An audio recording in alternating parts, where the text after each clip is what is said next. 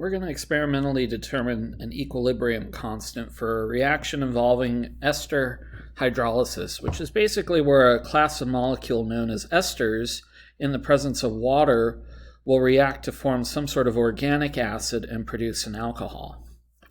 Now, since we have a chemical reaction here that we normally in the lab want to be able to do in the course of a week or two of lab, the reaction we're studying is actually very slow. And so what we do is we add a catalyst to accelerate the reaction. And the catalyst we're going to use is hydrochloric acid. So we'll put a little HCl over the equilibrium arrows to indicate that we have a catalyst present. And this is going to create a problem for us in a little bit, but we'll find a way of working around it. Now, normally what we do when we look for equilibrium is write an equilibrium expression. And so we would need to do that for this reaction. So we'll say that our equilibrium constant K is equal to our products, which in this case is the alcohol and the acid. And it's an organic acid, so it's not the hydrochloric acid, it's the actual acid produced from the reaction, as well as the ester,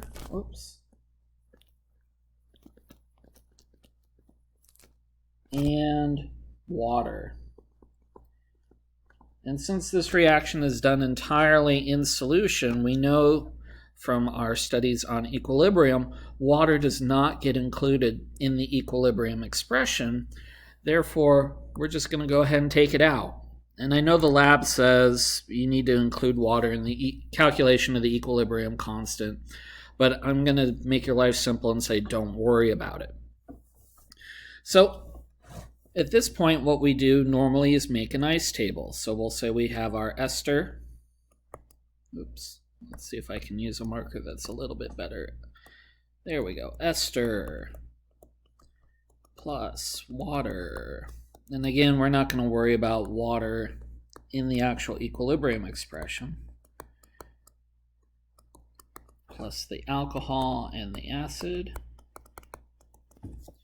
And we make our ice table. And here we go. And we're not going to worry about water, so we can blank that out. So we have to figure out the initial concentration of the alcohol, the acid, and the ester. And for most of the experiments, we're not going to have any organic acid. And in one experiment, I believe we have some alcohol present. So we have a number of experiments where we're going to have to figure out the initial concentration of the ester in terms of molarity. Well, it turns out we don't even have to get it to molarity. We can just find moles of it, because when we work with the equilibrium expression, we always have concentrations in moles per liter. And since all of these chemicals are going to be occupying the same volume, turns out it's just a constant that will work its way out of the calculation anyway. So you can get away with just reporting the initial number of moles of each component.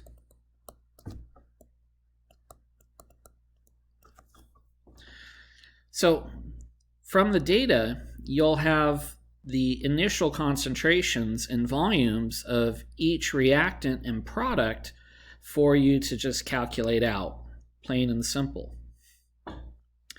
Then what do? Well, normally in a homework problem, we say, well, we have to undergo the change, so we're going to do minus x, plus x, plus x.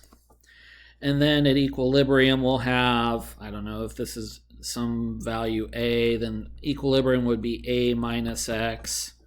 We'll call this c and d. So C plus X, D plus X. And we'd have to take this equilibrium concentration and set it into our equilibrium expression up here, and we'd solve for an equilibrium constant. But we don't know what the equilibrium constant is. That's what we're looking for. Fortunately, when this reaction does reach equilibrium, we can actually measure what these concentrations are.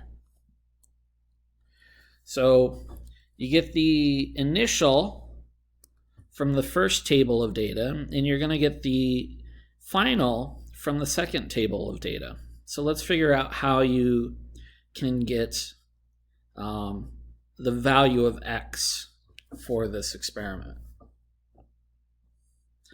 So what we're going to do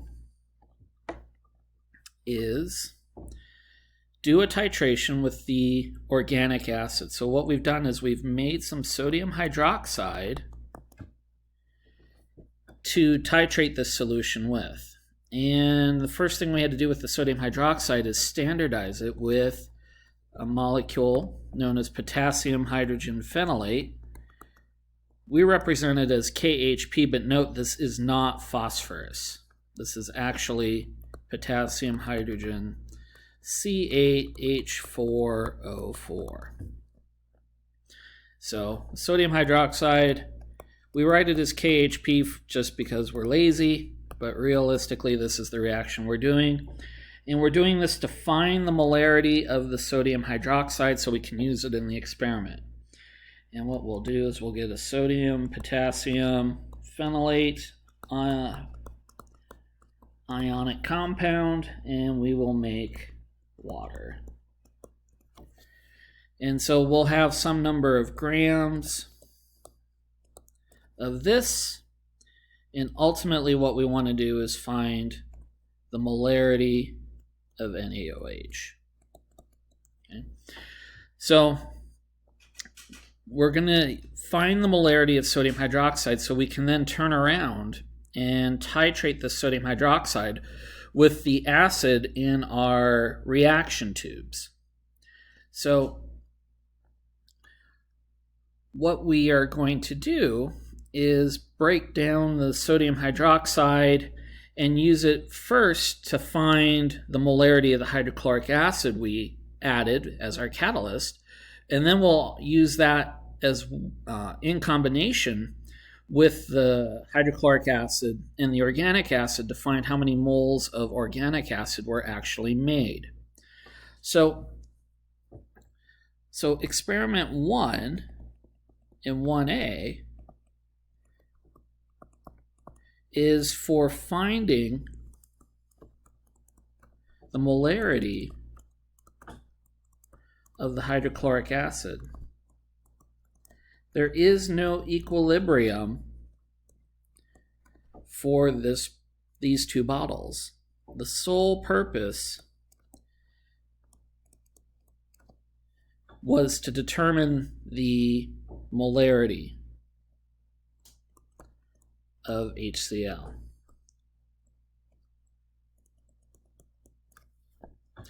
So all you're doing is finding the molarity of the hydrochloric acid, because it's not 3 molar like the lab says. All right, so once we get the molarity of the HCl, we can then do bottles 2 through 5. So bottles 2 through 5, we're using the sodium hydroxide to figure out the organic acid. So what we find is that the moles of NaOH is going to be equal to the moles of hydrochloric acid we added as the catalyst, plus the moles of the organic acid made. And this is what we're interested in. Okay. Now, we can calculate this from the titration data. We've got our molarity of sodium hydroxide, and we know the volume we delivered, so that's how we get the moles there. And we use the molarity from bottles 1 and 1A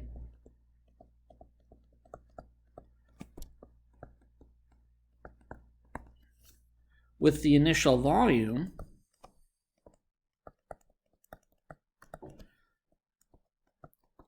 to determine how many moles of HCl are there. And so what we find is that the organic acid, or moles of OA, is equal to moles of NaOH minus moles of HCl. Okay, and so the moles of organic acid is going to be the value what we normally use as X in our expressions up here. So that is moles of organic acid. So you actually have 3 values that you can simply plug into your equilibrium expression up here and determine the equilibrium constant for.